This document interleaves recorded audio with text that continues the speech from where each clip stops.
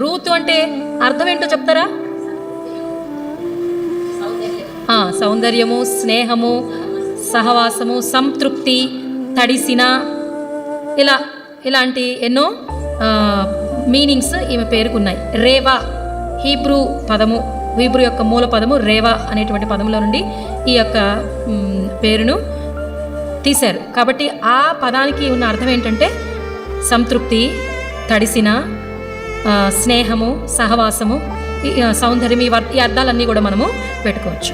ఎంతో చక్కటి అర్థము రూతు పేరుకుంది. కానీ ఆమె జీవితంలోనే ఏమి లేదు, తడిసిన స్థితి ఉందా? తేమ కూడా లేదు కదండి. అవునా కాదా చెప్పాలి మీరు? ఉందా? లేదు. ఆమె జీవితము ఒక ఎండిన ఎడారి వంటిదిగా అయిపోయింది. ఒక ఎండిపోయిన భూమిలాగా, ఎండిన పొలము వంటిదిగా అయిపోయింది. ఎండిన పొలానికి ఎలాగైతే మంచు తడినిస్తుందో, అలాగే ఎండిన భూమి మీద వర్షము కురిస్తే ఏ రీతిగా ఆ భూమి తెప్పరిల్లుతుందో, అలాగే అలసిపోయినటువంటి మరి ఈ వెలివేయబడినటువంటి ఒక నిరుపేద విధవరాలిగా నిలిచిపోయింది. భవిష్యత్ అంతా కూడా అంధకారమయము. తను ఎవరి ప్రక్కన నిలబడింది?